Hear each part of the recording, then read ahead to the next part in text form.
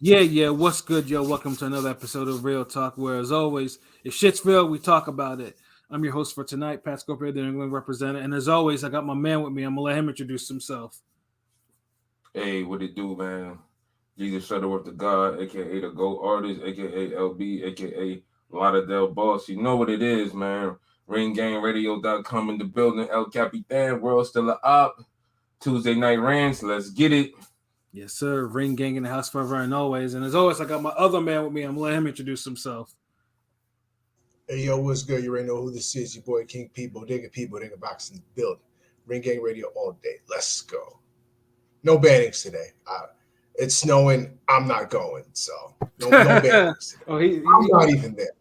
That was a bar right there. Word. Dr. Umar will be proud. Dr. Umar. Yo, and last but certainly not least, I got my other man with me. I'm going to let him introduce himself. Hey, what's fly? It's Conscious Pilot, the West Coast Avenger, number one contender preparing for liftoff.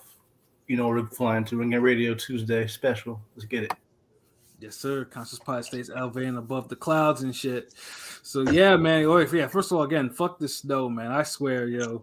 This snow is a fucking, of course, you Florida niggas and you Vegas niggas don't know what, y'all just. Yeah, y'all don't know nothing about this. Yeah, fucking ice. Y'all don't and we don't need to, nigga.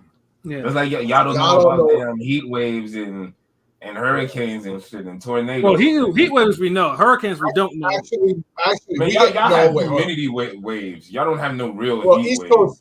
East Coast does get hurricanes. So New York has gotten hurricanes. So we know about hurricanes too. Y'all get leftover hurricanes. Like y'all get leftover immigrants and shit from down here. Like come on, man. Yo, you silly as hell though. But yeah, this damn snow, this weather and everything like that. I fucking hate snow, man. I hate shoveling it. I hate driving through it. I hate driving on it. You know what I'm saying? Get your ass to Blizzard or Florida, nigga. Like, I need all the crazy people you can handle and bad drivers and broken English and no English or no English. I swear, if I win the lottery, I'm getting myself a fucking winter home somewhere. I'll get a winter home in Florida, goddamn it! If I have to just escape the winter for about 4 months. Ain't no winter homes in Florida. We call them summer homes. Because it's summer all year, nigga. Stupid, yo. But yo, under a palm tree. But then we got a little show for you tonight, man. Obviously starting with with Top Ranks card offering from last week, man, where we saw one Artur Beterbiev. Or Beterbiev, or however I've heard both pronunciations of that shit, and Callum Smith. Before we get into that fight, though, we got. Doesn't matter how you say it. Beterbiev. All it knows is when it comes to Beterbiev, you better behave because Artur is gonna punish you. Yeah, because I know that dude fought with a little chip on his shoulder, but before we get into that fight, though, I got give props for the first fight of the year candidate for 2024, man. Fucking Jason Maloney and Saul Sanchez. There we go. I almost had it up there, man. And they put this shit on the ESPN Plus portion, not even on the main card. And good lord, talk about always fumble that shit. Yeah. This is where they could have easily put this as the opener for the main card instead of putting on ESPN Plus, on the portion. I get it. They probably want to say, they want to give people a reason to watch the ESPN Plus portion because we got this big title, they got this title fight on there. But why do you always choose boxing to do that? Yeah, I don't know. I don't know why. Secondhand shit, yo. Because that fight deserved to be on regular ESPN, like the whole main card, the main part. On the main card because this nigga with his fucking child actor poses. He was like, silly as hell, yo. Yeah, but man, yo. Although I agree with him though, I'm just like, what the fuck are they doing? Like, yeah, it's one of those mistakes. It's just like when fucking Baron and Zepeda was on ESPN Plus instead of regular ESPN. And that shit super fumble. Yeah, that was just like, if that was on regular ESPN, that shit would have this shit would have trended like 10 times more than it actually did. That's that. But yeah, this one was just like, man, Maloney wanted to keep his fucking belt, and Sanchez wanted to win. Those motherfuckers threw some hands for 12 good rounds. Like they tore each other up. Pause. You know what I'm saying? Like Maloney was bleeding like a stuck pig. Like I think like the earliest the 4th round, and Sanchez was like applying that pressure on him, and then it had a whole ebb and flow. Like why he gotta be bleeding like a stuck pig? Like why he can't be like bleeding like a stuck goat or something or stuck? Hey man, because stuck pig is the word. Like, you don't even eat. Shout out to talking that. Hold up. Shout out to the Jim Ross reference that he used to say that all the time. He is bleeding like a stuffed pig.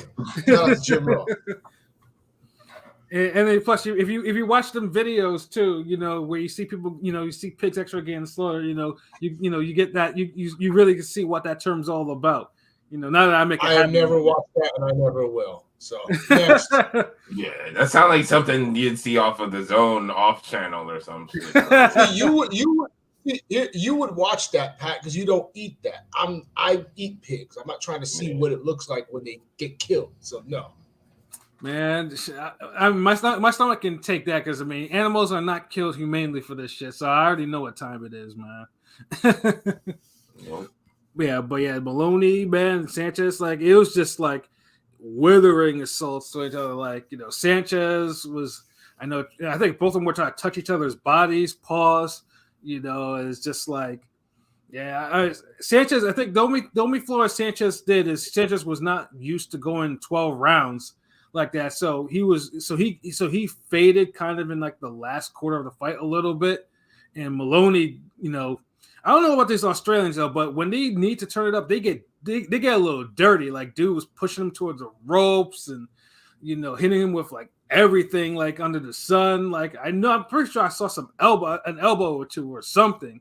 I don't know, but Maloney was making it like incredibly rough. Like and rightfully so, he had to because he was. At that point you have to, but I didn't get to see the fight. But damn, it sounded like I missed a good one, motherfucker. Like I saw the damn the co-main, which was good.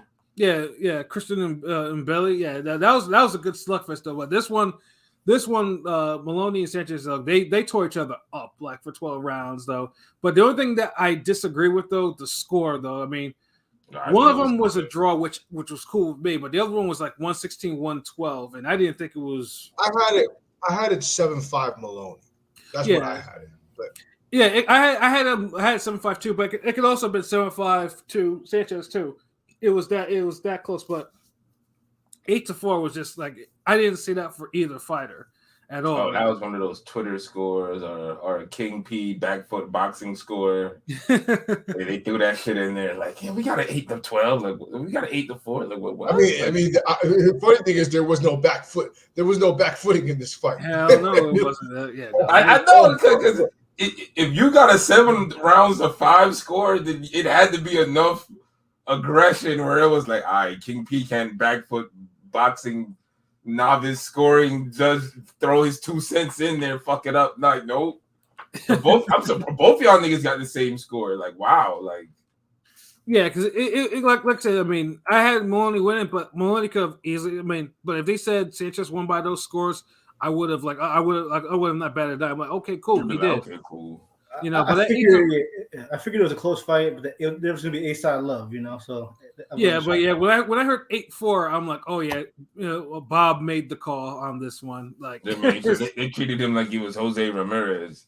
Yeah, Sanchez. Sanchez. Obviously wasn't really too happy about that shit too, but it was just like it's just the nature of the beast, man. And like I say, if Sanchez didn't fade, because Sanchez won a lot of the early rounds, but if he didn't fade like he did in the last 3 rounds or so like that, I could say he probably would have walked away with that belt though. But yeah, like that, because I posted a whole picture of both of them the next morning, like both their eyes are like shut and black eyes all over the place. Yeah, see, that was them. I couldn't even recognize Maloney at first. I was just like, yo, who these niggas? These 2 random kids. Like, Yeah. They did. Yeah, they like I said, it's like it was that type of fight. Damn, so that fight must have been great. Like shit, like that shit was a war. So yeah. All right. So anybody got a link of that? You can send my way. Yep. Yeah. Absolutely. I'm pretty sure it must be on YouTube already. If it's not, or Daily Motion, one of those sites. I'm gonna check, because Daily Motion. I got a few places I can check first. I mean, see what's good. What's up, Deontay Jones? So, yeah. We know why you're here, but I mean, Deontay, really I'm gonna tell you like this though. Like me and you can't talk right now because we're both out of this. That's what I was saying. You can't really be too loud in this bitch. You know what I mean? Like, I was gonna say today you can't, like, Pat and Deontay is a stalemate because neither of them can say anything. Yeah, we can't say anything. Both them teams went to Cancun, so yeah, exactly. Y'all both got hold. Yeah, absolutely. I was not happy with that shit either. But I'm not gonna dwell on that shit because at least shit happens. It's NFL football. You know what I'm saying? That shit happens. Yeah, if you haven't seen that fight, Sanchez Amoni, go ahead and watch that. And then Christian and Billy, of course, man. Now of course that dude's supposed to be one of Canelo's mandatories. We'll see how long he actually takes for him to actually get a Canelo fight, if at all. You know what I'm saying, though? But Benavidez gotta wait. This nigga waiting. Yeah, exactly. Because he faced Rohan Murdoch, and Murdoch, for whatever reason, thought it was a good idea to try to take them shits from Billy.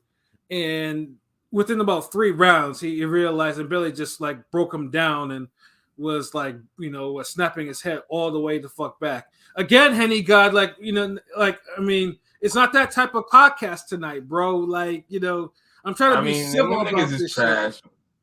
Salute Henny. What it do, Henny God? Yeah, them niggas is trash. Yeah, because the nigga's probably a Niners fan. Do this location. You know what I'm saying? Like, yeah. Like again, this ain't the cast still. Like we also what happened on Wild Card. Yeah, let's not rehash what happened on Wild Card. But Christian and Billy, though, like I said, that is impressive. Like I said, for a guy that throws everything into his place, and I remember because I heard someone refer to him looking like Jeff Lacey, and I'm thinking to myself, his defense sucks. No, his defense is terrible. I didn't realize he was that short. He's like 5'8.5", for that weight. I mean, he's bulky and stuff. I just didn't realize he was that short. I mean, for that weight. He made Murdoch look better than what he was supposed to look like. Yeah, because Murdoch actually looked like because Murdoch actually had some moments in the fight, but you just couldn't hurt him like that enough like that, and yeah. Well, he kept getting hurt his damn self. Like that's what. Like this is one of those fights where either defense or whoever punched harder was going to make the difference, and Billy had a little more better defense, and he punched a little harder, and. That's what you kind of get. That's the result. Low key reminded me of a new era Kirkland versus Glenn Tapia Jr. Oh man, that's a hell of a comparison. I mean, think about it. It's 2 middleweight type of cats in a good, decent scrap at first, but then one kind of just pulls away from it and just starts. It's not the pure separation you see in the Kirkland fight, because Kirkland just turns it up where it's just like, oh my goodness, like right, like he literally goes like Akuma self-destruct mode, like he just goes up that notch, where in this one you just kind of see a guy got more intensified and another guy just not protecting himself as good. Yeah, but luckily though, Murdoch had a corner and rest that like cared about his well-being. So they took him out to the point before something bad happened. Something incredibly bad happened though. But yeah, Christian jab or move his head. It was only going to get worse. Yeah. Oh yeah, it was only going to get worse though. But Christian and Billy though, dude, I know if he's gonna fuck with Canelo, man, he's gonna have to learn some defense because you can't mess with Canelo. What are we talking about? Canelo, dude, if Canelo lands the punches that Murdoch was landing, that fight's over. Right, exactly. But Murdoch landed some good shots. Like it's just when you land those good shots, you got to be able to box your way out of getting hit again. Mm-hmm. Like Murdoch would land a good shot, then he'll take 2 or 3 good ones back, and it's like, damn, dude, like, because sometimes he had him Billy going at sometimes, but you gotta just in a fight. I would say if those two fought, like not talking about Canelo, but like Shishkin would beat the brakes off of him Billy if they fought. Possibly. I can see that. Yeah. If Shishkin got a little more polish to his game, like I think Billy might have that raw power, but it's just the defense ain't there. Like their best bet is to probably just kind of keep him as an attraction because you hear the fans chanting "M Billy" sound like MVP.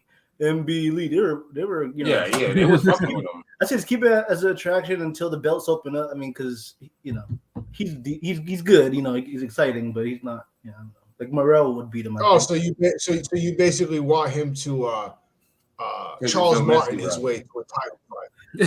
I'm just saying, like he'll get exposed at the highest level. I always felt that way. I mean, he did knock out Damon Nicholson early. He brutally knocked him out, and obviously Andre won the distance, but Andre's not natural, super middleweight. So right, yeah. And Billy, though, I mean, it depends, though. I mean, maybe with the right matchmaking, he might stumble upon a title, but if if they put him in there with like a Morrell or something or Shishkin or whatever like that, that shit might get derailed like ASAP. Right? Does he beat Caleb Plant? Probably. He probably can beat Caleb Plant. Caleb Plant, has finesse to him, but Caleb Plant's power is, I don't know if it's going to be enough to do, to keep Billy off him for 12 or 10 or 12 rounds, whatever that might be. All right, because could he beat? He ain't beat Morrell. Shishkin maybe 60-40. Berlanga. He beat Berlanga. Yeah, that's a good one, pilot. He could beat Berlanga. He could beat Berlanga. Does he beat Munguia? That's a good. See, I don't know. Munguia's regressed. I mean, that Derevyanchenko fight told me because he's not with Eric Morales anymore, and he showed that he regressed big time in that Derevyanchenko fight. But in Munguia, though, was blessed with a hell of a chin, though. Jeez, it's hard to dent that guy sometimes, or make him take. Those are good little fun fights. If I was him, I'd try to go that route, like get the Berlangas and the Munguias, and Yeah, but Munguia, though, he be avoiding everything, anything that's even close to a 50-50 challenge. And like they got a Ryder fight, but I'm just like, Yeah, like he should beat up Ryder. Like that's the thing. But this is a Ryder that's already been taken to the woodshed already. Yeah, and they're trying to play it off like it's a good competitive fight, like it's a crossroads bout when it's not. Yeah, it's not. Or the showcase bullshit. Yeah, Ryder's gonna get brutally knocked out, but we'll probably get more into that like next week or whatever. All right, but hold on real quick. So Henny God, if Joshua wins this fight, he next in line for the title. Like, and what is wrong with that though? Like, who else been putting in enough work at heavyweight to really deserve a title shot? I think he's asking, is he in line for the title shot next? I mean, ain't His Excellency or what's his name? I mean, His Excellency wants it. I mean, it depends though, because because the IBF belt, if Usyk and Fury don't go through with their rematch or just whatever, even if they go through with the rematch, the IBF is getting dropped. Mm-hmm. IBF doesn't care about rematches. That's getting freed up regardless. And like I said too, yeah, Joshua should. I mean, first of all, Joshua should actually beat Ngannou. Like, this is not no Fury shit. Like, what are we talking about? Like, you see how niggas is already trying to hate on the fight? Like, oh my god, you should have. You know what it is? Because motherfuckers don't want Joshua to have a one-up over Fury. That's what it is. I can see that. They see that Joshua gonna take that fight serious, beat dude's ass. Yeah, and funny things too, it's not just like it is. Funny things too, it's not even just like regular casual fans and whatnot. I saw Marcus Brown's fuck ass comments on Twitter talking about that shit too, talking about Ngannou. That boy has real African strength, and I think what's his name? It's not Foster. shit. I forgot who second was like. No, he's like, Joshua's from Africa too, but no, Ngannou's really from Africa. Like he's from he's like from the trenches and shit like that. And I'm thinking to myself, what the fuck is this? What the fuck are these niggas talking about? Like, because Joshua doesn't look like he's from the he's like from the King P block of Africa, I guess. Niggas ain't really fucking with him like that over there. Like, I mean, for a loss of a better word, you know what I mean? Oh yeah, I'm just looking at it. It's Lamont Roach. Lamont Roach had to check him. Was like, what are you talking about, bro? What is you did? Nah, Joshua should win, just win easily and shit like that. Like Roach had to are interested in this fight though. Like you right, Pat. Yeah, but people are interested in this because, but I mean, obviously, because Ngannou, what Ngannou did against Fury and shit like that is just like, But I'm just like, what are they talking about? Like, Josh, it's actually an insult for me to say Joshua, like, Ngannou's just not gonna find this dude's chin like that. Like, I mean, we see that's what makes it interesting though, because we saw what Ngannou did with Fury, and Ngannou showed he's capable enough. Joshua showed that he's been vulnerable enough, but he's been looking good. So, it just has that appeal. I don't know. It's a good fucking the lady I teach boxing to today asked me about that fight, and I'm like, damn. Like, what do you think about the Joshua Anthony Ngannou fight? I'm like, okay, shit. Like, Ngannou should beat his ass. Like, I mean, Joshua should beat his ass. Yeah.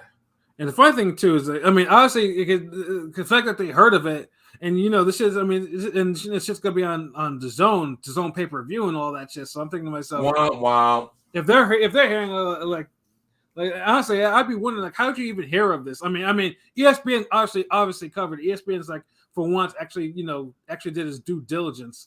And actually, I should have asked her that because I was like, I was probably more surprised she knew about it to even ask, like, how did you hear about that? Honestly, ask her. I want you to ask because I'm actually curious to see, because it's just like sometimes it's not. I mean, obviously, if you follow combat sports at any point, also you'll hear from her. But I'm just curious how she heard of it. Yeah. I mean, because she just really started getting into boxing a couple weeks ago, so just to pop up, like, like, what do you think about the Joshua? Like, oh shit, yeah, you. Yeah, this goes on the Ring Gang research. Right. Oh, yeah. Salute. Hey, what up, John's daughter? What it do? Ring Gang, yes, sir, in the building. You know what it is. Tuesday night edition, nigga. Yeah, and then, just get back to the card, Better Beef and Callum Smith, man. Now, before the fight, they had a little controversy going on there because Better Beef, and it shouldn't have been reported anyway, had atypical findings, in his drug tests. Atypical means like, basically it's a little higher than usual, but because, the threshold for that is, your TE ratio has to be 4-1 for an athlete, or 6-1 if you're in New York or whatever. So they thought his shit was kind of on the higher side, but not necessarily past the threshold. And then wasn't like Lamont Peterson high? No, it wasn't like that, or a Mickey Bay or that type of shit. Mickey Bay was probably one of the worst cheats ever. That motherfucker had like 25 times the limit, like that. And how do you have that as a fucking lightweight? That's the fun that's the shit that killed me, because it's like, I mean, let's put it, he never got any knockouts after that. And once he popped dirty, I don't think that dude had no knockouts after that. You know what I'm saying? But but then they did a test and they found like Better Beef had two things in the system that was kind of elevated, but they were naturally produced. So they were like, okay, we need to do some more testing on you just to make sure that you are like, you're not like, dirty, which he passed all his tests, but Eddie Hearn was kind of like, oh yeah, we got to watch him and stuff like that. And so did, I think, Liam Smith. They started talking a little trash about it, and Better Beef was like, I am a clean athlete, and stuff like that. So yeah, I think he kind of took it out on Callum Smith in the ring, man. Callum, I mean, that's probably that might be like Better Beef's probably most composed like performance, because he didn't even get trademarked. Like usually in these fights with Better Beef, motherfucker be acting again, black eyes and a little blood here and there, but he'd be smug because he loves that shit. Like Callum Smith, and that's the thing. Like Smith landed on him like enough where, like Smith actually landed some good shots, but looking at Smith's performance and now like really summarizing his career and especially his offense, one thing that's always hurt him as a fighter, he's not assertive enough. Well, he's assertive. If they're more his size, he's assertive. But for whatever reason, smaller fighters, this motherfucker just fights in a shell. Where I don't know what the. No, I mean he was assertive with Groves. Like they gave us a good ass fight. Yeah, they did. But but Groves was kind of like, I think he was kind of like injured. I think that's part of the reason why he knew that he didn't have no fear. But even then, it's just his natural style. It's like he's just not assertive. Like he tries to place everything perfectly. He'll have offensive spurts where it's like he'll push a guy back and you'd be like, okay, or he'll land a double left hook. Yeah. But he's never a guy who just has success and he's like, okay, I'm gonna work on that success. Like I could pull myself.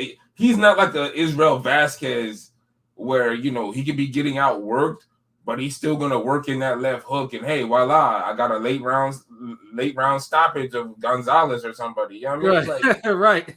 He's just not that type of guy. Like, if Caleb Smith can't start winning early, he doesn't have it in him to then will himself any further. Like, he's a little assertive. He shows little fights in pockets, but it's just not enough. Because there was some moments where I felt like he got Better Beef's respect, but it's so brief because he doesn't do nothing with it. Like, right. He landed like a good left hook on Better Beef. Yeah, and Better Beef clearly felt the power, but all he did was just make him reset, and then Callum Smith didn't do anything, and then Better Beef just went back to popping him with that jab. That jab, I mean, first of all, like a small fighter that was out jabbing him, like Smith had the reach and everything like that. My goodness, though, Better Beef's jab, like. You could tell he hits incredibly hard because Callum Smith's head was snapping all the way the fuck back. Like every time he landed that shit, it was like you could tell that his brain was getting all types of rocked. So like, yeah, that shit. Yeah, like I mean, my sister was talking about how that nigga got hit with the how he hit that nigga in the throat. Yeah, that uppercut in the throat. Like I was like, oh my god, that was nasty. That shit was nasty. And it wasn't just like it was right in the throat. I'm thinking to myself, god damn, either this motherfucker is like has a strong like esophagus or whatever. Like how does that not, like how does he not get like crushed like that, like or even go down like something like that? That shit is too crazy. Like people don't get hit in the throat like that. Like because you see people get chopped in the throat, they go down, they hold in the neck because because they can't breathe.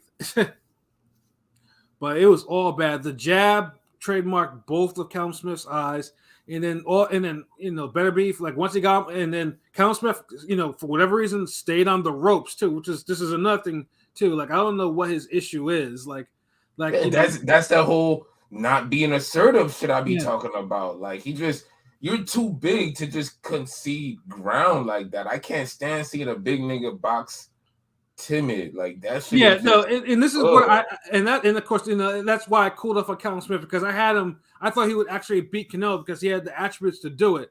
And instead he let Canelo punch him in his arm for 12 rounds until his arm got blown up. It's just like just a non-assertive, just it was a lot of one-way traffic. There was a lot of one-way traffic. Yeah, it was. Maybe Callum won a round before he got stopped, but it was pretty much a shutout. I mean, I don't think he won a round. He did. His rounds were competitive, but it's always felt like it was competitive enough to say, "Hey, I'm losing with respect." Right, right. It's not I'm losing, but I'm trying to win this motherfucker. Like Anthony Yard went out hard. Like pause or bars or I would have fucked pause and bars, nigga. but like he let you know, like, you know what I mean? And I'm just like, damn, you British niggas do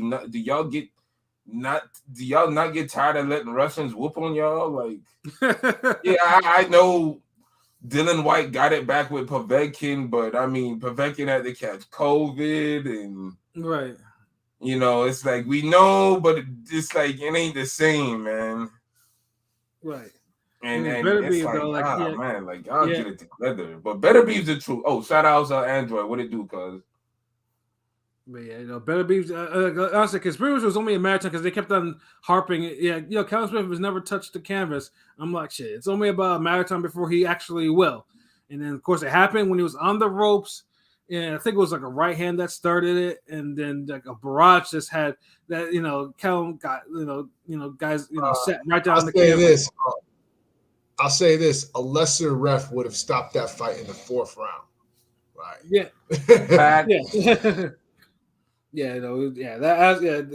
I mean, funny thing too is like Callum Smith, he got up from that first knockdown. I was like, damn, it's only about to delay the inevitable, and then second later he was put right back on the canvas, and yeah, he didn't even bothered. Like, yeah, he didn't bother to. And the funny things too, he got fucked up because while Better Beef was doing his prayer thing, Smith had was on the verge of like collapse and just walking back to his corner.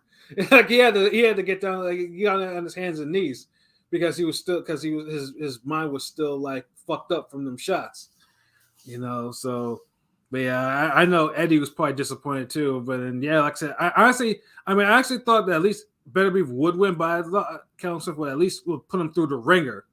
That didn't happen. Like Callum Smith just got ate up like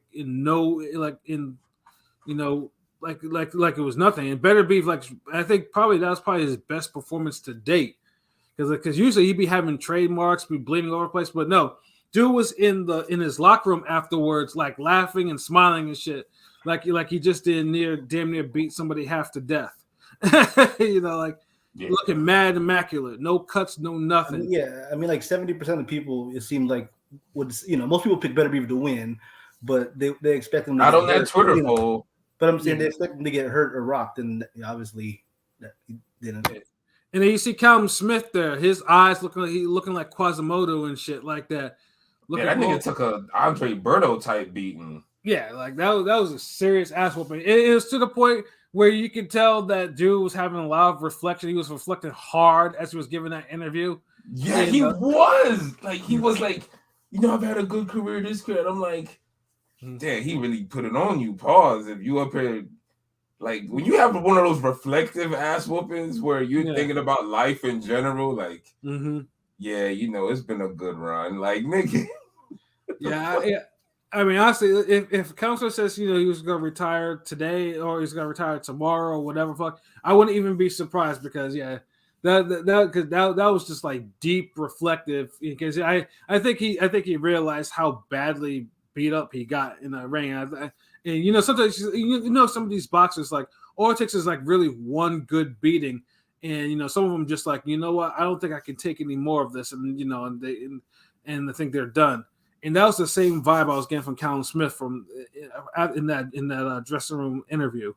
But I mean, like I said, though, I mean, that, I'm not gonna say what I want to say, but I'll say he definitely that was like a career, like that shortens careers, that type of beating. Yeah, it was.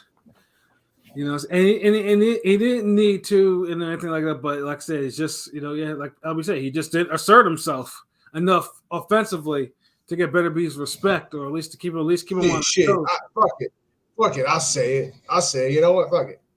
That man, Better Beef might have given Callum what Callum had written on his shorts: autism. Oh, Jesus Christ! Autism into I was about to say, hold on, Mundo. I was like, he gave him a world beating. Like, yeah, I guess he could say that. Like, that was a world class beating, but yeah, you took it there. Like, King P always take it there. Like, this ring game for real though. But it's like, I mean, I said that one of the issues with Callum is that Callum doesn't move his head enough, and against a guy like Better Beef, if you're not going to move your head, then he's going to move it for you until he knocks it off. Yeah. So, like, I mean, obviously, Callum Smith has, it's going to be. I know both Eddie and them were like, we'll just have to decide. We'll have to see where this future is like. But Better Beef, though, however, cleared a very important hurdle now to set up what's probably going to be after Ramadan, of course. I think either in May or June or something like that. You know, the long-awaited unification with Dmitry Bivol. You know, because obviously, because one thing too, we follow His Excellency on Twitter, and you know, and I guess Better Beef is one of his serious fight because dude was posting all type of pictures talking about Allahu Akbar and all this type of stuff like that, and it's like Alhamdulillah, dude was wild. He really wanted Better Beef to win that fight, so now I know Bob and I'm talking about we'll try to do it after Ramadan and stuff like that. So, and of course we knew it was coming. So right. Pause. Yeah, and it's like I say, and obviously it's about damn time too because Better Beef and it almost gets to the point where those two were champions at the same time for at least almost 7 years. So actually, it's probably gonna be 7 years by the time they actually fight, and nothing has happened. Like they need it's finally happening. It's finally happening. So yeah, but it's basically. And it's funny because I was talking about it that the way that he fought in the Callum fight makes me think he fought that way in preparation for Bivol. Mm-hmm. There were certain things I feel like he's trying to do to okay, let me get ready. Let me use some of these things that I could use in a fight with Bivol. That power jab, that certain things he was doing, like the power jab movement a little bit. Because he could have gotten that Callum out early. But, absolutely. Yeah, he could have absolutely got counted early, for sure. But it's like you've got a guy that you basically got it in the bag. So it's while he's here, let me try out some things. Let me try this out. Let me do this. Let me do that. See how this works. So he knows. But Better Beef knows who he's going to be in the ring next with. He knows who he's dealing with. What's that fucking snoring sound, nigga? Yeah, I'm trying to say who's that snoring. What the fuck? Pilot is on mute, so I know it's. Yeah, I was like, who the hell? I was hearing even when I was on mute. That's why I was like, what the fuck? Honestly, I thought it was you. No, I'm over here if somebody not even near me, I'm like, yeah, that's why I'm sorry, KP. I know you was talking. I'm sorry, bro. Yeah, I was like, yo, who? I was hearing it too. I was like, yo, I mean, all of us are. I thought, my bad. I thought it was, that's why I muted you. I was like, wait a minute. I know this No, it's cool. I mean, you did the right thing, bro. It's no problem. Yeah, because I was I'm sorry. Y'all keep going. It's a good combo. Yeah, no, but with Better Beef and honestly, I mean, I know Android obviously probably does not like the fact that it's going to be on the Zone. Oh, actually, wait a minute. No. Is it going to be? No, it's going to be on ESPN Plus because it's not going to. Because since they're both top ranked fighters. So yeah, this should get some. I mean, whether or not we'll get the type of build up, that the fight deserves remains to be seen. It is a clear super fight, and it's a fight where pretty much the winner. I mean, funny things too. I mean, personally, I think Better Beef is already top 5 pound for pound. He could be anywhere from maybe 3, 4, 5-ish, probably no lower than that, because as I said before with Better Beef and Monster are the only two are the killers that body other killers. They do it very easily, or not, I would say easily. They do it very efficiently, especially Better Beef. Better Beef is because as I said before, light heavyweights is a division. And where LB famously said too, sometimes they fight once a year because they gotta, they have to heal up. It's not because they want to be inactive, it's just because they got fucked up and they have to heal up in order to get back in the ring again. And like I said, this is just the thing with this is why Callum Smith now. Callum Smith got fucked up, so I wouldn't be surprised if he does come back, he won't come back until the summertime or some shit like that. Do that being, man, because 175 is a hard division. It's a hard division to fight in. You know what I'm saying? Because because everyone there, with the exception of even Bivol, is are punchers, serious punchers. So yeah, I look forward to Better Beef and Bivol. It's finally, it's one of the fights that have to happen because And the funny thing is too is I thought Better Beef would have shown at least a little bit of decline. And for a guy that's gonna be 39 this year, he didn't show like he did not one bit of decline either. Like none of that. And like I said, it was just an easier night for him than you expect though. But I think people expected a bigger, like showing of decline because of how he looked against Yard. Yeah. Yeah, and now I'm just taking that Yard fight as like Yard was just hitting him with some shit, and clearly it was affecting Better Beef. Well, I mean, Yard is, to me, Yard brings different things to the table than Callum. Yard is more athletic. Yard punch for punch is a bigger puncher. So He got more heart. He does. And then remember, Yard improved too. Like Yard won his rematch to his to the Lyndon Arthur. Lyndon Arthur. King Arthur. Yeah.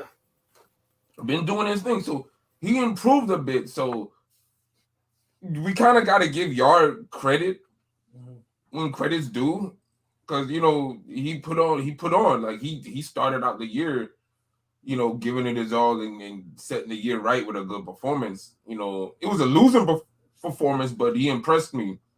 Yeah, and Caleb Smith was just more of the same. Like, yeah. Yeah, and Yard in this fight was actually leading on two of the cards. Like he was winning the fight. Yeah. One of them. He had nothing to be ashamed of. Caleb Smith, on the other hand. Yeah, it's all niggas. Yeah, it is. I mean, and like I said, this time it didn't bother me because, like I said, Better Beef hit him everywhere. Better Beef wasn't just. I'm not disappointed. I'm not disappointed at Callum. Like you ain't pick him, nigga. I did. I'm disappointed as fuck. I think I picked Better in 7. I think I picked Better in 7.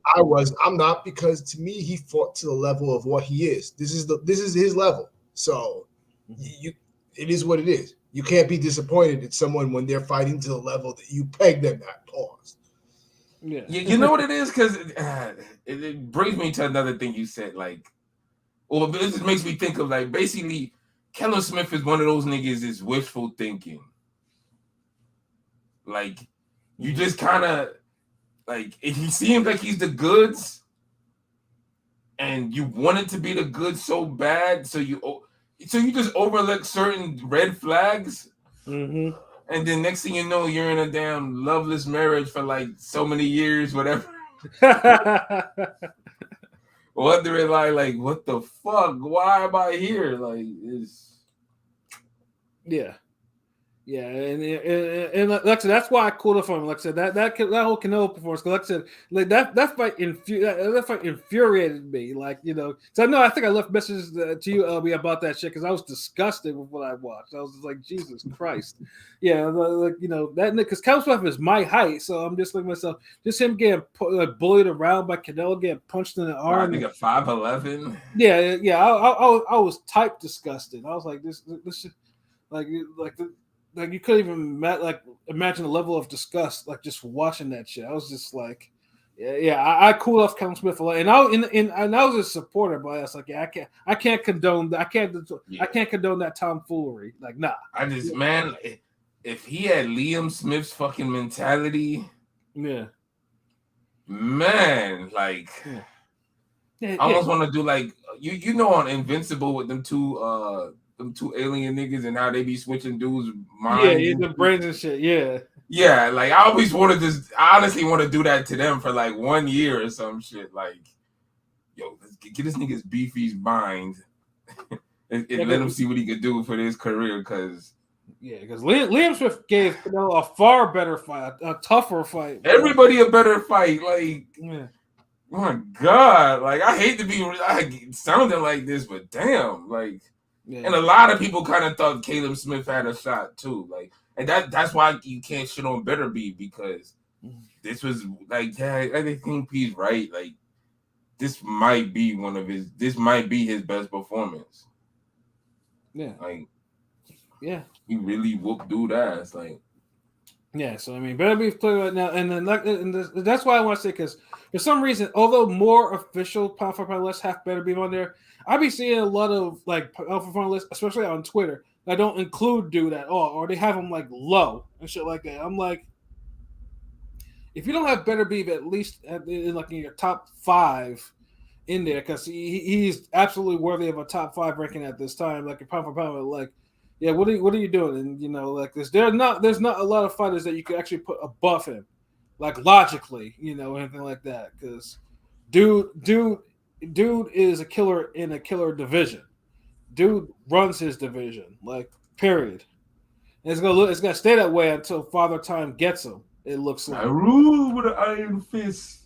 I like the what's that? This is 50 Cent starring as the game. I'm not rich and I'm still lying. Autobiographical. I think 50 was on one with that song, because at the end he's like, I could push your album back. I could do this. That's how his excellencies now with boxing now with the whole like, and I could make a title belt. I could make this nigga fight that nigga. Haha. Like. Saudi Arabia is already talking about, yes, I'll make an undisputed belt. Like, okay, like you don't really need to do that. Just throw your money around and just make the fights that. Yeah, this is what y'all gotta understand. And shout out to Android because he brought this up to me as well. Anybody who's putting that much money into the sport, you're gonna want to get something out of it. Mm-hmm. Other than playing matchmaker. Yeah, you're playing Dream Man. You're playing the matchmaker, nigga. You're literally up here like, how would a prime cannabis sound if you put him with a prime mystical and then you added MOP and then you added this? Like, you're doing all this shit. Like, we get it. It's cool as fuck. But that's no long-lasting shit. You know how niggas want their ceremonial shit. Mm-hmm. So, of course, he's going to say, well, you know what? If I'm making all the most important fights that nobody else can make, and these other belts couldn't make, fuck it. May as well fight for my belt. Right. I mean, I'm not going to lie. If 2 celebrity niggas who was beefing and for a whole year talking about they're going to fight, but Ring Gang ends up having these 2 niggas fight on some miraculous shit, when no one else could do it, you better believe these niggas gonna be fighting for a fucking Ring Gang title belt. Facts. Like I can't even hate on him for that, bro. I just nigga, if he's making undisputed, like, and now shout out to Oscar. I do fuck what Oscar said. Like, I do agree with him. Like, some fights belong in Saudi Arabia, some don't. Like, right. Like, that's no hating. Is some chicks you could holler at them, you could go to their house and holler at them. Some chicks you rather them come to you. Yeah. I mean, I ain't trying to walk through a hallway with 15 niggas sharing one Black and Mild in a Newport in a dusty fucking abandoned pissy hallway. No. Nah, nope. Yeah, but I mean, Better Beef above all absolutely does belong in Saudi Arabia, because let's put it this way. While at least Better Beef could probably sell in America with the right opponent, whatever. I think Bivol, however, is kind of a mixed bag. Like, it's Bivol could sell in America. Just let him fucking talk. The thing is like, I mean, I guess we could talk about it a little bit. Bivol he has, like I'll be honest, Caleb Smith has better attributes to go at Better Beef than Bivol has. Mm-hmm. I think Bivol only does one thing better than Caleb Smith, and that's like footwork. Mm-hmm. And he'll need it against Better Beef, but he doesn't punch with enough authority. Like, him going this distance in his last fight was like horrible to me. Yeah. Yeah, I mean, because the way he was fighting, you were thinking, okay, he's gonna get rid of dude early. At least get rid of him in the first half of the fight. It's just like, you can't just. Even Andre would have got rid of this dude. Yeah. I'm just saying, like, we've all seen an Andre mismatch before, so Yeah, I mean, hell, Yard got rid of that dude in the rematch in about 4 rounds, so it was just like, yeah. And I know people believe Yard's a puncher. Like, true, but Bivol was the puncher in that fight. Right, exactly. Because he was hurting him with like the first combo. I'm like, well, damn, like it was another one of those. It was a fucking Dmitry Katarov performances. Right. Looking like Catterall in that motherfucker. Like, I don't want to hurt them guys. No. Jab. Like, dude, the jab button on the fucking Sega Genesis controller is like beating to death now, nigga. Like, there's another fucking punch you could throw. Like, geez. Like A is like the smashed in right now. Like, no.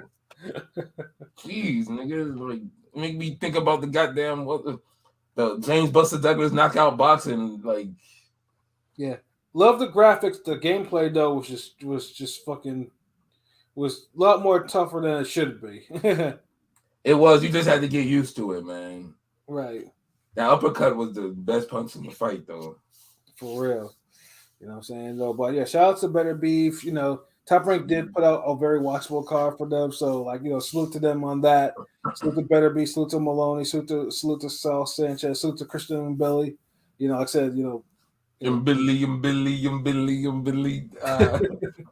I like that shit. And right now, Canadian, if TR has the flag up, we're claiming Better Beef. Yeah, I think, I mean, like I said, Top Rank could do more with Better Beef. It is now, it's like they got some more highlights. They need to start pushing, dude. Like, they really need to start in building up for this Bivol fight. Like, they need to go ahead and start doing that. Because, Better Beef should be a little bit more, should be a lot larger than he should be. But, I mean, part of it's a lot of different things. Politics, injuries, stuff like that. But, yeah, Better Beef is now at that point where you can really sell him. But like I said, it remains to see if Top Rank was just going to do that or just going to take the money that Saudi Arabia is going to offer them for this fight and be like, well, do what you want to do. I don't care. We got paid. So I'm saying, but yeah, no, it was a good fight, good card overall. Next weekend though, again, it's only one fight on the weekend. It's not that one fight weekend is not that bad. In this case, this fight's gonna be in the afternoon. So, see, this is one of those I wish women's fights were 3-minute rounds, and this or at least 12 rounds. Because if this is the only fight for me to look forward to, it's not enough. Like, yeah, you're leaving out some of the bourbon chicken in my lunch at the mall. Like,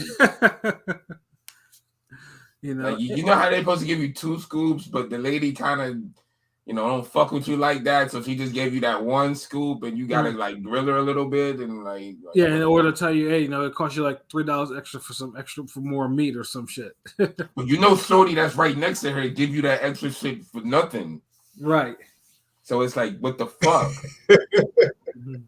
You know what I'm saying? But of course, I'm talking about Natasha Jonas, the current welterweight champion, and Michaela Mayo, who's jumping up, 2 divisions into, for this. And the funny thing is, she's been fucking training her ass off, son. My bad.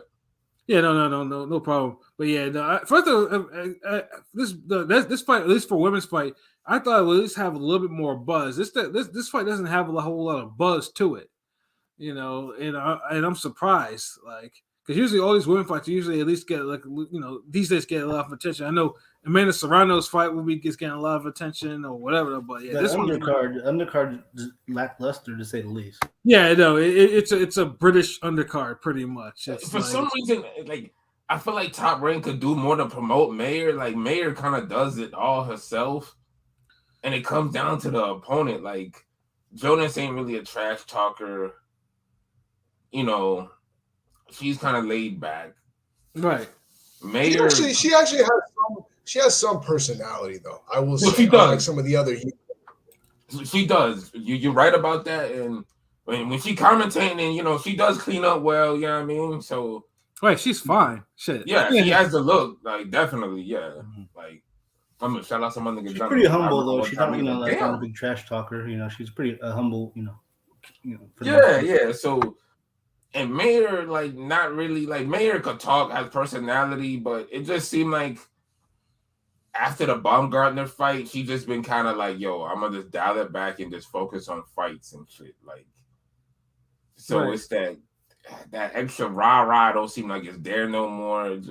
I mean, I disagree. Like, I just feel like the fight could be bigger, but damn, like, I don't know, like what is it like? Why women's boxing ain't hitting right now this year or something, or last year? Like, it's hitting, but not like it's like the fist not turning over. Yeah, like it's on this Tim Bradley shit. So pretty much, yeah. Yeah. Yeah, But you know, every time we would get a Tim Bradley overhand that would drop you every now and then, though. Like, right. I feel like we're in between getting dropped. Like, yeah, I don't know. Maybe because, like I said, because maybe it's because not a lot of hard hitting women fights, or I don't know what it is, or maybe I mean obviously every slumps do happen or whatever, but I mean on paper it's an excellent fight between two good two really good fighters, but yeah, I don't know what it is. It's just that's not getting no attention or like it should be. Is this for 2 titles or 1? 1. And Mayer, because to what LB said though, Mayer looks like fucking huge. Like Mayer, has been really training her ass off. Like she looks like honestly, it almost looks like Mayer could probably just overpower Jonas. Like ragdoll her just how she's looking in training and stuff. But Jonas is thick though. Like Jonas is a better puncher than Mayer. Like, hell yeah. She gets the most out of her shots, where Mayer's punches, like, when she keeps a distance and places her shots, slap. She could place her shots. It's just sometimes she'll, like King P said, like sometimes she'll get in her little wheelhouse and she'll slap or club the punches, like she don't get full leverage on them. Like it's hit or miss with her offense, because she fights with the type of aggression that could get more stoppages. But it's like, because fuck it. I'm gonna say Mayer didn't really look all that good last time she fought. No, she didn't. Was getting hit too much. Brought the lady back in the fight. The defense just, I don't know, it just wasn't hitting there. Oh, hold on. Salute. What it do, Rob? What it do? Belly, what it do? Scott Nicholson just KO'd someone who went the distance with Mayer. Shit. And she another one who just be hit or miss, like Becky Andrade. Like, and I don't know, man, but yeah, like Jonas, like you don't really see Jonas slap or not get leverage on her shots. Like she punches and she means it. Like right. Mayer, sometimes she'll look good with the punches. Sometimes you're like, damn, turn the fist over or turn the hip, rotate the hip, something. Like, come on, like. And that last fight just kind of left a lot to be desired. So, like, I don't know. What y'all think, man? I mean, for some reason, I don't know why. I just think Mayer will actually just overpower her. Like, I don't know why I'm convinced, and I do think that Jonas is the harder puncher by far, or whatever. But also, Jonas is also too. She's like 38 or 39. She's actually 39. 39. She's gonna be 40 this year. Yeah. I just think that Mayer has like the age advantage, the size, the speed. And she's technically sound. That I just think she's gonna give Jonas a whole bunch of problems. Like I honestly think it'll probably be like it's 10 rounds. It's gonna be like maybe like a 98-92 type of win for. I don't even know if she's more technically sound. I gotta disagree with that. I mean, Mayer is nothing but technically sound, bro. Like I mean, not how she punches. I mean, you don't got to be a hard puncher to be technically sound. You know what I mean? Like, I'm saying, because look, Chris Algieri is technically sound and he's not a hard puncher. He's average. Mayer, like, I don't think she throws her punches technically sound. At least not all the time. We were just talking about how she slaps sometimes. Oh, yeah. I mean, she do, yeah. But I mean, I think she'll be slapping with her jab or anything like that. Like I think it's just the punching does leave much to be desired though. But for the most part, I mean, because the right hand does, because the left hook and the jab is cool, but that right hand leaves something to be desired. Because I know pretty much when we talked about Baumgartner and Mayer, like we all talked about, like, you know, like, I mean, obviously in the interviews, like them, you know, they just there were sound bites left and right, but they kept it, you know, there was like smokeless in the ring, like, you know, they fought straight with the luck, like there wasn't, you know, throwing hands like severely, like, you know, trying to damage each other like that. They were just they were on their sweet science shit. You know what I'm saying? And there was nothing known technically how they were fighting other than they were technically fighting. So I'm saying, so but yeah, that's why I was like said, like that's why I thought, like, you know, like I said, I mean, Mayer, I mean, I'm not a fan of Mayer, but at least she can actually like box, you know, so that's what I'm saying with that, compared with her physical intangible, she's gonna make it she'll make it a hard night for Jonas. But yeah, it's as much as I want Jonas to win, I just think Mayer's gonna win a decision. What about you, P? Same, Mayer decision. She's gonna use her size and, you know, distance to just jab, right. It's gonna be one of those type of fights. She's not gonna let Jonas come close. Jonas has power. So, right, she's just gonna use the size and length advantages to just get a decision, and not even I don't see it being all that competitive. Like I say, 97-93. You know, and if it is, though, that means something went horribly wrong for somebody. I mean, but Pilot, what about you? I'm on the same line thinking of y'all. I'm picking. Sorry, blinked out for a sec. I'm picking Mayer. I'm picking Mayer by a decision, but since it is in the UK, right? I think the scorecards will be a little closer, but she should win comfortably, like 116, 112. But we might get a little bit of fuckery. But I think she'll do 10 enough rounds, to bro. It's 10 rounds, bro. 10 rounds, yeah, my fault. 10 rounds. I mean, she'll win, like, you know, 100-80 or some shit. 7-3, yeah, something like that. But it is her first fight at welter, so like, it is her first fight at welter. But I think she's been training her ass off. So, what about you, LB? I really don't know what y'all seeing. Y'all saying Mayer's gonna damn keep her distance and box? When has she been able to do that? Like she gets in there, like she gets her Paul Williams on. Like that's the one thing about her. Like if she damn stick and move the jab consistently, her fights would be a lot more, you know, be more dominant. To tell you the truth, this fight could look like better being Caleb Smith. And I wouldn't even be mad at it. Because when they get on the mid range, I'm telling you, Jonas is gonna light her up. And Mayer somehow always makes fights get close get into the mid range. That might be her wheelhouse sometimes, but I don't think so this time with a naturally bigger person. Even though she's a big person, and Mayer, you could tell, probably been starving herself for a while. Hell yeah. I think it might be more like a Jamel Charlo thing where you kind of just eating your way up. I mean, she's jumping up 2 divisions. It's fun. It's just like when Terry Harper jumped up like 3 divisions. She was 135 and now she's 154 and shit like that. So yeah, they be cutting some weight. Like, but you think it's the matchup too, though? Like Brockus is like a more like passive than Jonas. Jonas just beat the shit out of somebody last time. She did.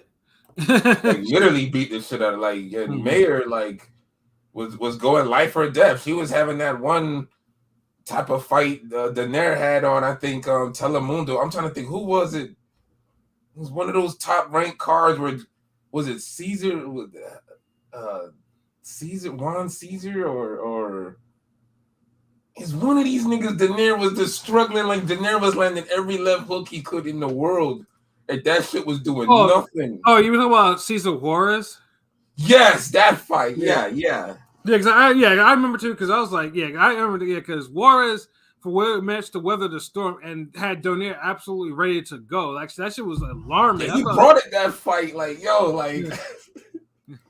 like that's a tale of two fights. Like one half is like Daenerys lining this nigga up, and then the second half is Daenerys getting lined up and almost packed out. Like like I was like, God, I was like, good. I was like, God damn. yeah, man. true definition of you won by the skin of your teeth.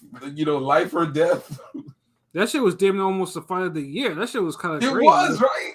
Yeah, that was a crazy ass fight. Like Donaire This nigga, yo, like he kept landing the proton cannon, but that shit wasn't doing nothing. Like it was just like, fuck it. Like I'm Mexican, rah. Like oh man, yeah. Donaire was kind of wild and going life and death with dude like that. Like he should. Yeah, that was a spamming that left hook. Like this nigga couldn't miss, but it was like, it's like, how about like that's the thing. Like this, you can't miss with your best weapon, but it does nothing.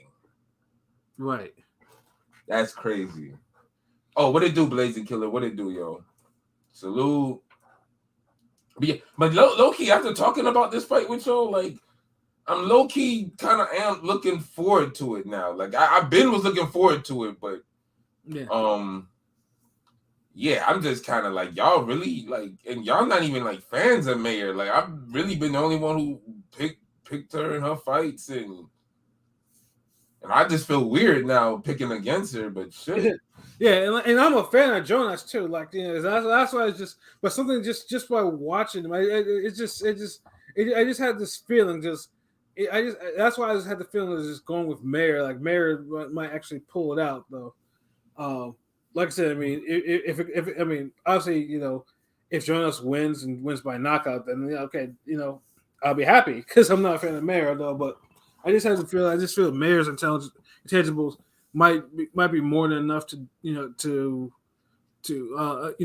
try to pretty much to hand Jonas like a loss. Like, you know, her ring IQ is gonna lose this fight, bro. Watch. Huh? Mayor's ring IQ is gonna lose this fight. Mm-hmm. Like, especially if it gets closer, like Pilot said, it's over there and overseas. Mm-hmm. You know, and if she couldn't win a decision with Baumgartner over there, like, are you gonna win over this black lady? Yeah. This fine sister, this fine black lady, like. Yeah, I just wish Baumgartner and Mayer needed to be something special. Like it needed to be like a fight of the year caliber fight. The way they like, if they actually fought the way it needs a rematch. Like one of the biggest boxing fumbles is Mayer and Baumgartner not having an immediate rematch in the States. Right. Biggest fumble because the first fight didn't have the like Pat said, the actual fight didn't end up being as good as it could have been. It was a little technical chess match, and the decision was controversial because people thought it could have gone either way, right? And I thought Mayer won that.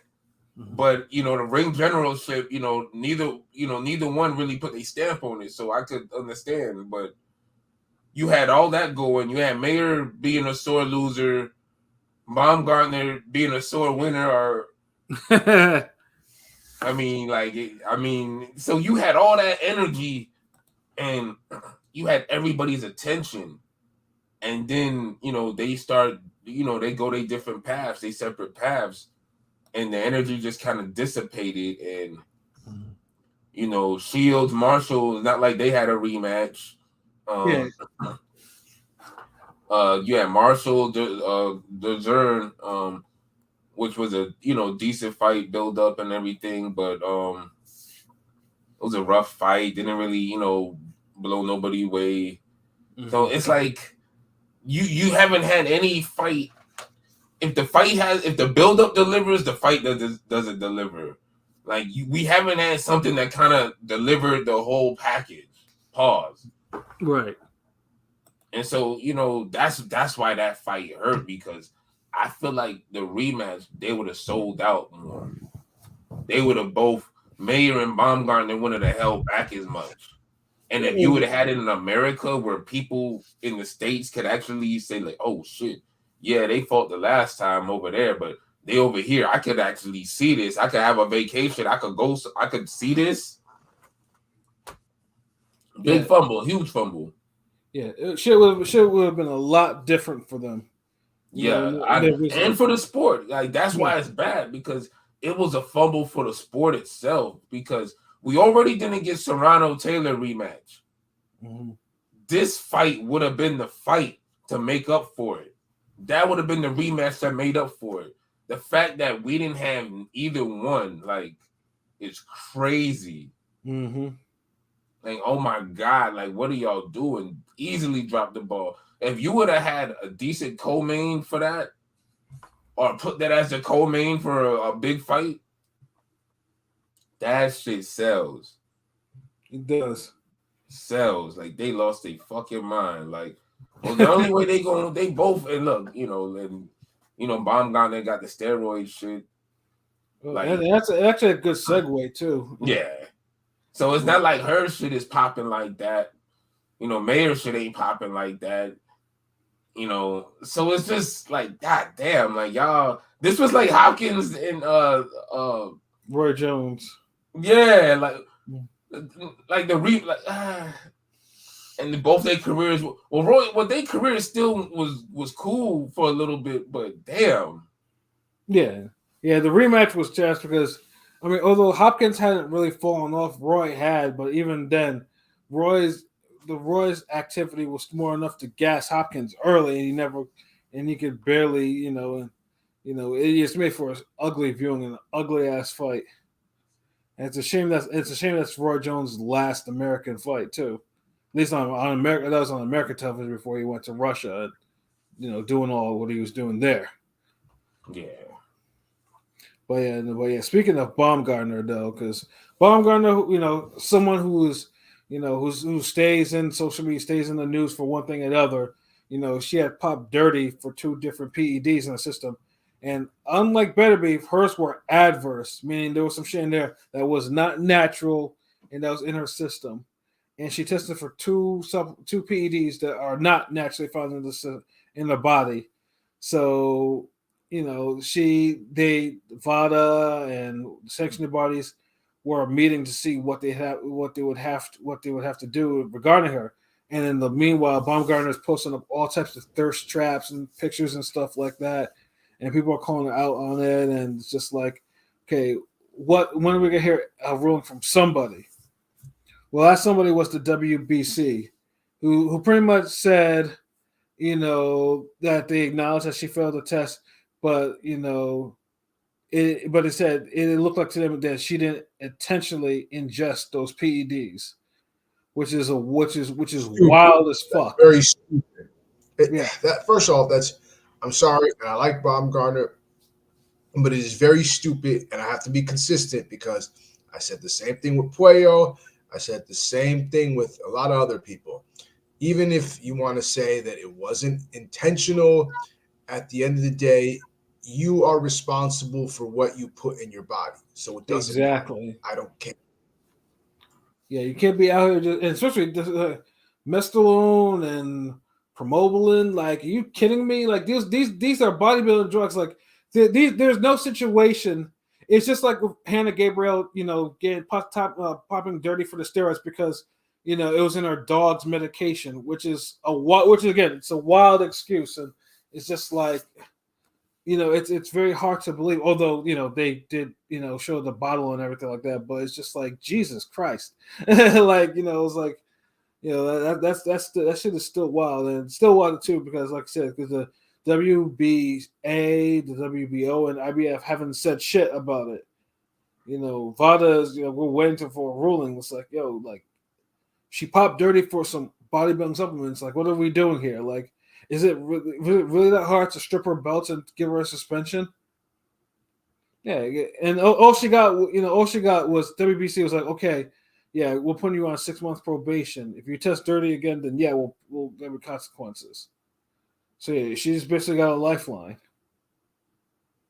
Yeah, and that's just for the WBC. We don't know what because the the Michigan State Athletic Commission still has to make a ruling, and then all the other sanctioning bodies. That's just the WBC. We'll see about the other ones.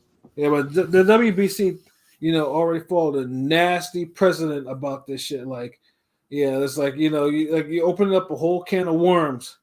Letting her off with just putting her. I mean, if we're being honest, this was worse than what this is almost on par with the Canelo thing, with how bad that thing was done. Yeah, that retroactive 6 month suspension that you already served while on injury because accidentally had this in your system. Like what?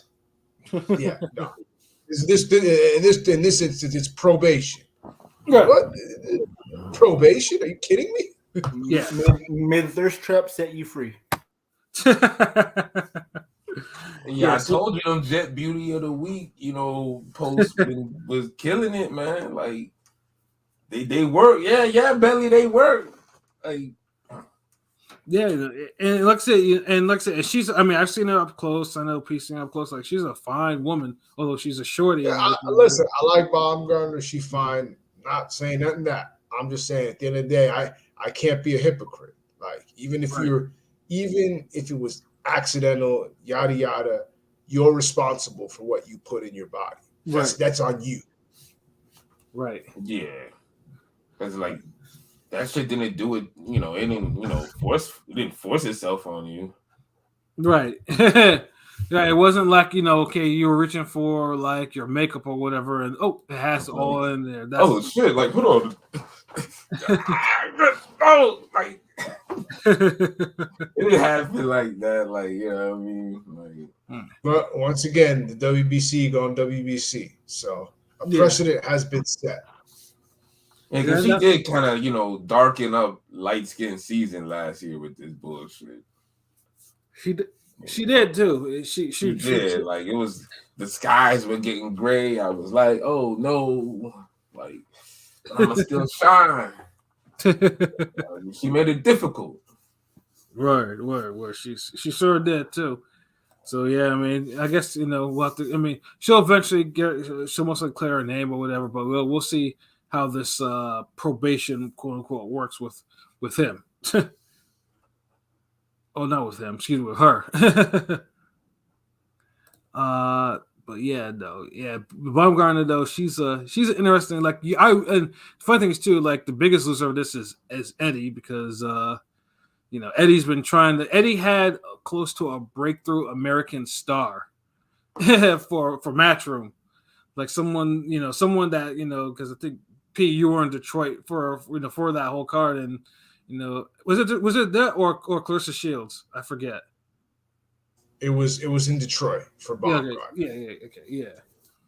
And Baumgartner was buzzing. She had everything like that. She had everything ready for crossover. Something Eddie needed for Matchroom, and now that's happened. Now everything is like thrown into doubt.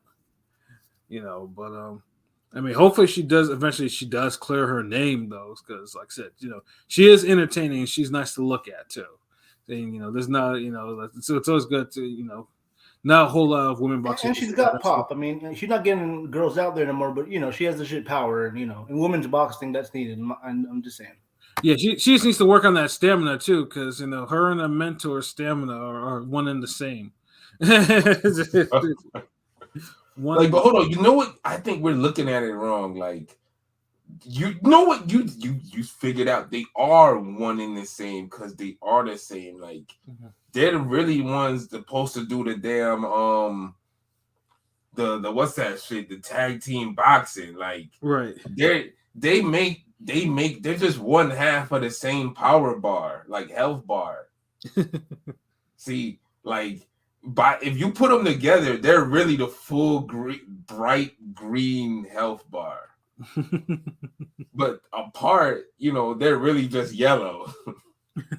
For real. So as soon as they go like 4 rounds, or if you hit them a couple times, these niggas get winded. Like, and it's like, damn, hold on. Stamina meter went to orange and shit. Like, damn. But yeah, man, like I think that could have been something. Like they do kind of share the same. It'd be like those shark movies where a nigga's in the water and they're sharing the same diver scuba tank. Mm-hmm. Oh shit! Yeah, man. Who do you think she could fight next? Trust me, anyone other than her and her assistant to fight Clarissa Shields, like, yeah, she needs to stop all that foolishness. They cloud chasing, man. Hey, y'all let Crawford campaign for a Canelo fight, nigga. Chill. Oh man, I mean, for Baumgartner, I mean, there's Pursoon, there's Amanda Serrano, because And that gas tank gonna be like, whew, against Pursoon. Yeah, shit, Pursoon, yeah, Pursoon will probably wear out, like, and then and plus I would take another rematch with a chick that took her 0 in the first place, because for some reason I think that actually needs one. Hold on, a rubber match with the with the shorty she just beat. Yeah. Wow, because it's like one of those, like, well, you beat her on juiced up. Yeah, exactly. So it's like, what? So that's an asterisk against that fight now. Yeah, and truthfully, yeah, exactly. So it's like you might as well run it back again for a trilogy. But then, can you test her for the testing? I mean, can you trust her for the testing? Or maybe could you test her for the testing? Like, because the WBC made her sign up for that clean boxing program they have, so she's going to begin a lot of random visits for testing. Oh, word. Yeah. So that's what I'm saying. Like, you might as well, like, if there's any time for her to, to run that rubber match, yeah, that would be the time. But yeah, though, Baumgartner is a trip though. But like I said, though, in time, like I said, her name will probably get cleared or not, or she'll start getting beat because she's not on the stuff. Oh man, but I think we may have one more topic left, and this will just be a quick one. LB, the review on the cartoon, on the latest entry from the DC movies, or live animation, I should say. Yeah, you're right. Yeah, Justice League Crisis on Infinite Earths Part 1. So let me get out the movie review format questions. So LB, what do you think was the best thing about that movie? There's several best things, but I guess for me, like it seemed like it was the spin on the multiverse or the infinite worlds or whatever, because that might be the cliche answer, but for a while that whole multiverse shit got played out. Yeah, like it just got stale. Like everybody just kind of just ran with it and just overdid it, and it's just like, okay, y'all can't do nothing else with it. Like, I mean, even South Park was making fun of it. Fucking thing, the Beavis and Butthead movie was like that. It's like, the Beavis and Butthead was funny as fuck though. Yeah, it was funny as fuck. Like, my goodness, that was funny as fuck. But yeah, so their take on the whole infinite world multiverse shit and how they made it, they shot it in the arm with new life, and you got to see, like, I guess me personally, I like the whole alternate Justice League. Yeah. Ultraman and Superwoman and Owlman. Yeah, they were ruthless as shit too. Like, they was ruthless, like, nigga, like, oh, that's a lasso of truth. Okay, yeah, like, that'll prove I'm innocent. Like, look at this nigga like, all right, nigga. Yeah. Lasso of submission. Lasso of submission. I was like, yo. Yeah, that shit was hard. Sonny Wallace, son, but yeah, I mean, but yeah, just the alternate Justice League, the action, the story, just overall the pace, it's good. But I guess I say the the alternate realities was the star of this. Yeah, absolutely, Yeah. absolutely. Yeah, no, I agree with you. Like, I mean, first because at first the animation I wasn't feeling it at first though, but as it progressed in the story, I got used to it, and then after that, I was just like, oh, okay. I think it just took me just watching the movie for a lot longer before the real. But until I realized this shit is actually fire. Like they've been using that animation for a while though. Like I don't know why they kind of. I'm not the biggest fan of it. Like it's cool. Like it's okay, but I like when it looks smoother. Like though, I think there was some other ones that they did previously that I was more of a fan of. right. You know, but yeah, no, either way, everything about it, and then like I said, the story, because you know, it did for the most part keep in line with the source material, so it wasn't like, you know, there was very minor deviations of it. Now, Albie, what do you think was the worst thing about that movie? The worst thing about the movie, maybe the animation. For me, it was just I thought they focused too much on the Flash and his romantic situation, because it was starting to annoy me a little bit, because I get it, it's the multiverse, it happens, Yeah, but I just felt like it didn't move the story like it should have. It was kind there. of I agree with you. They kind of did lean on that a little too much. Like maybe I think that's the difference between that. Maybe it's a half a point or maybe a point. Mm-hmm. But I agree with you on that. Like, yeah, the animation could have been better, or they could have used better different animators, and the whole Flash romance shit. Like, I understand a few scenes, but they just kept going back to it. Like, right, it was just annoying. It was starting to annoy. Damn, like nigga, marry this bitch already. Shit, right. like fuck. Like, even she at the end was getting tired of it. Like, look, man, like you ain't even gotta go nowhere. You got this nigga, that nigga here. Look, we all here, bro. Like, just let's just go. Like, so, right. like, yeah. Well, yeah, I agree with you. Yeah, but I mean, like I said, there wasn't anything else I could hate, but yeah, it was just that particular thing. So I mean, so would you recommend, and what was your score for the movie? I'd recommend it. I'd probably give this an 8. Like, it's a solid 8. Like, I agree. Like, better animation probably gives this a 9, and that's even with the romance. If you take away the romance or minimize it, minimize it. I'm making up words and shit. Minimize it. Maybe it's still an 8, but I don't know. But maybe it does go to a 9. But yeah, it's a solid 8. It's probably one of the better DC or Justice League movies we've had in a while. Oh, absolutely, yeah. DC animation does not fail. So it's just like, they really have to fail, unlike their live action. But like every now and then, like this is the thing with DC, like after a while they'll get happy with just pumping out 6s, like shit that's like cool. Like I think the one before this, you know what I mean, like, but then they'll, like every 3 movies they'll give you like something that's like an 8, 9, or 10. Right. Like they have legit classics. Then they have some ones where it's like, like if you're a fan, you might watch it. Like for instance, when Batman and Superman, the sons of Batman and Superman, that one's like a damn. It's a less serious one, but it still goes hard. But it's like a 6. It's like it's not one of those like, yeah, you'll miss it if you don't like you gotta see it type shit. Like this is one of those where like, yo, like, if you fuck with DC, you should, nigga, you need to see this. Right.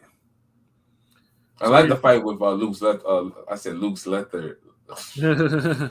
Lex Luthor. Yeah, that shit was fire. It was, and I agree. I have an 8. I have an 8 out of 10 too. Yeah, it's like I agree with the reasons that you just stated too.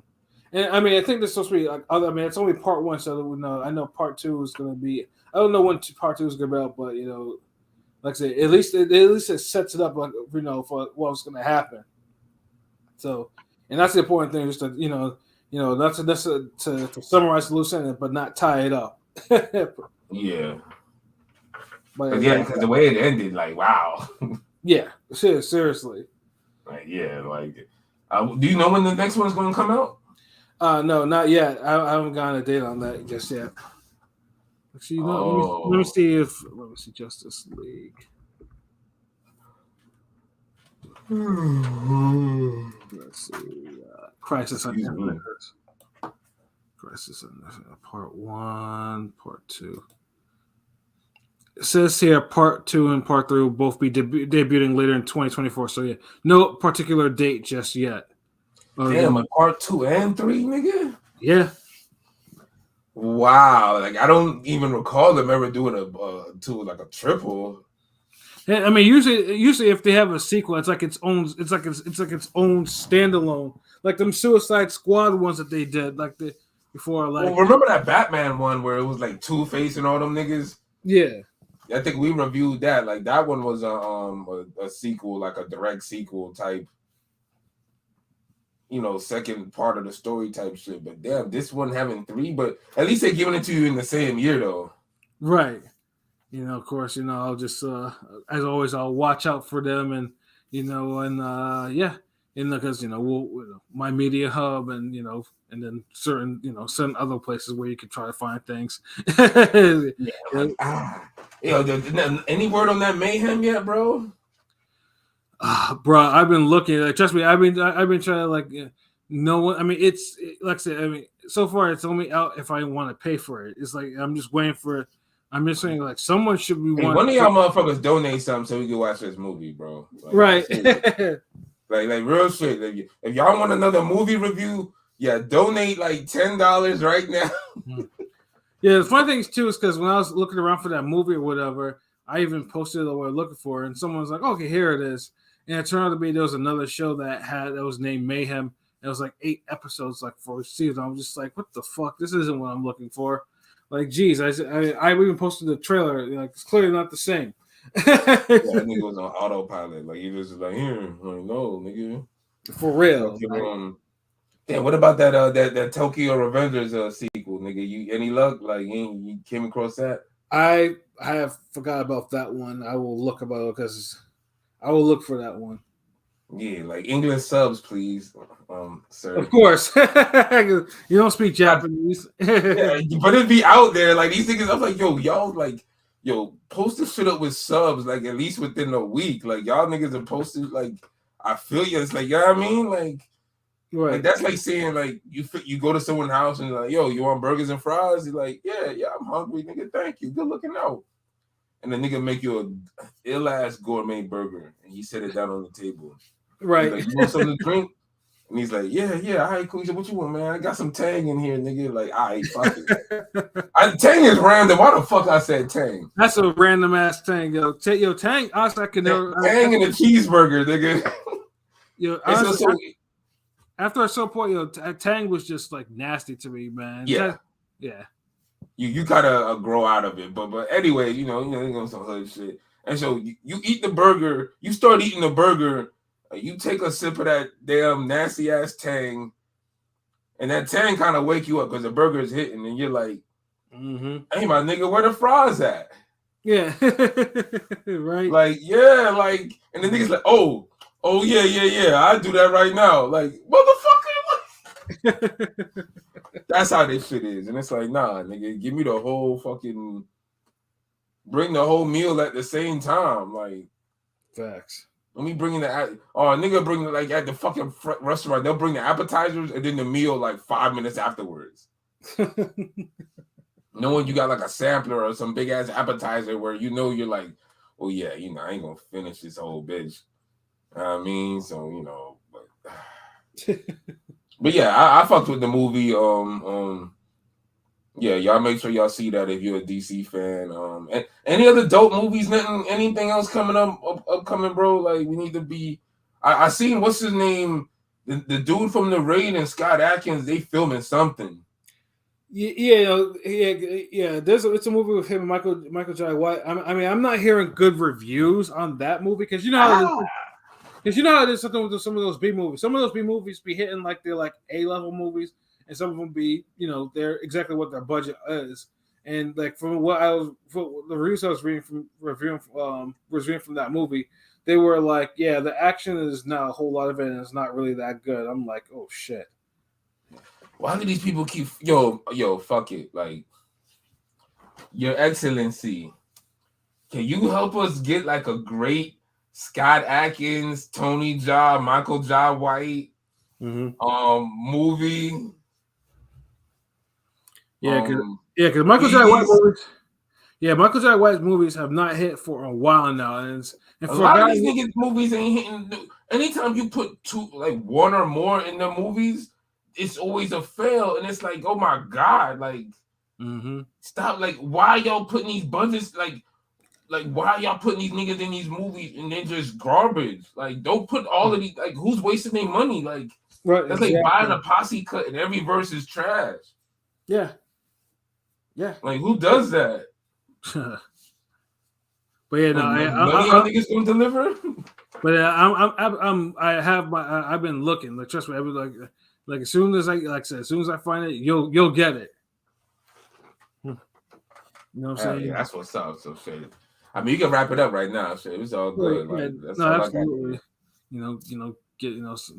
Take something so I can go sleep and whatnot. So, P, do you have any final thoughts? Wrap this shit up. Yeah, wrap this shit up. I don't have any final. Let's wrap this shit humbug. I'm an old guy. Hey, yo, Pilot, you have any final thoughts? Wrap it up, Boxby. Wrap it up. Word. LB, you have any final thoughts, bro? Warm it up, Chris. I'm about to warm it up, Chris. That's what I'm about to do. I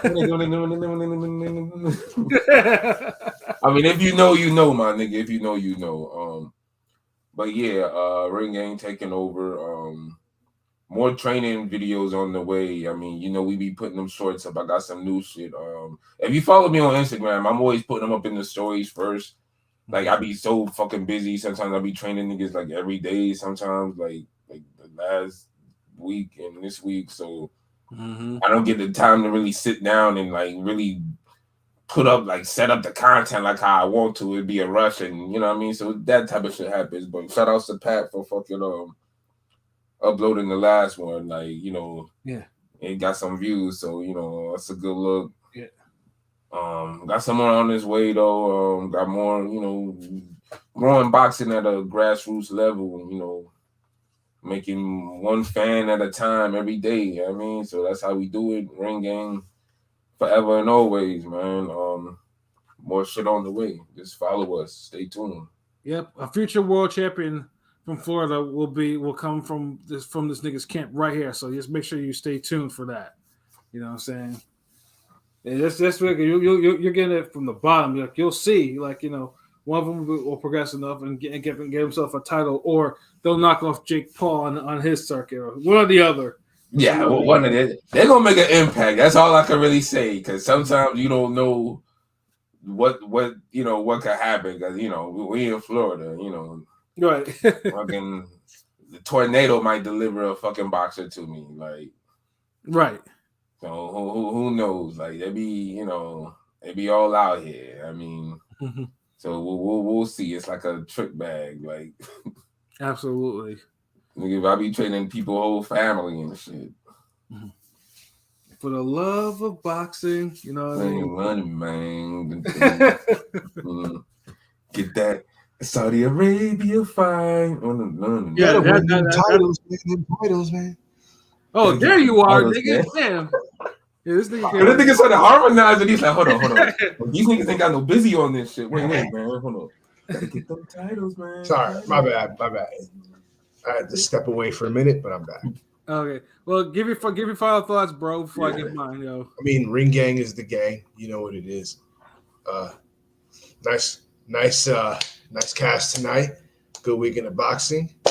Hopefully the women's fight hits, and we got some good content coming. Stay tuned for this upcoming podcast, the music edition. So Yes. Oh yeah, definitely, yo.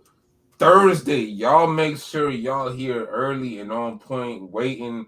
We gonna be on time, and even if we not on time, y'all niggas be on time. That There you go. music fucking episode is gonna hit. Just be on time. We gonna explain the rules and everything. Y'all gonna love it. We back to the music shit. No more games. So be here, tell a friend, whatever the fuck. You know what I mean? But we definitely doing big. I forgot, yo. Shout out to this nigga King P, because he came back on some busy bone shit. Then he had he was like, yo, nigga, the music shit, nigga. And so yeah. Be ready for that. Thursday, we taking over. Like we bringing that real. That's all I got to say about that. Thank you. That's all I got to say about that. Let's wrap this shit up. There you go. Yeah, man, I don't got nothing more to say other than, as always, man, thank you guys for supporting us, as we do our thing, as we get to the top, and obviously we have our website and our YouTube, listen, like, comment, subscribe. We got shit you want and need, and just, tell your friends, tell a friend, and, we can all be friends, because we said we do the shit for y'all. And like I said, me and Deontay Jones can't talk no boxing or whatever because shit. No football. Oh, no, excuse me, football. You so traumatized, you don't even know the sport. Yeah, yeah. If I because I had people like, it's like, are you okay? I'm like, I'm fine. Just leave me alone. Like, I literally had that on my text. Like, I'm fine. I'm like, I'm good. Don't worry about it. So it's like, but yeah, no, I mean, shout out to the Bears. Yeah, whatever. Yeah, I mean, obviously, and probably in a couple weeks we'll probably do a Super Bowl preview, whoever makes it there and whatnot. And that'll probably be like the last of the boxing, last of the football. He was saying boxing. Like, no, boxing's forever, nigga. Football, y'all be needing a break, man. Yeah, they'll buy it. Yeah. Y'all like the 175 division. Yeah, the football. Yeah, that's what I said. Football is a different type of energy. Like, when football season's over, and I was like, okay, you gotta recharge. I gotta recharge. Yeah, But yeah, shout out to the whole crew. Like I said, we keep doing it big or whatever. We got stuff coming down the pipeline and everything like that. So yeah, just again, stay tuned. And salute Kang Sung. You came in as we're wrapping up, bro. And I know we still owe you a video game topic. We will trust me. We will get to that. We'll get to something about that for sure. You know what I'm saying? But yeah, for myself, Pat Scorpio, the New England representative, for LB Shuttleworth, the God, the Go artist, for King P Bodega P, and for Conscious Pilot, this has been another wonderful episode of Real Talk. Whereas always, if shit's real, we talk about it. So until next time, peace.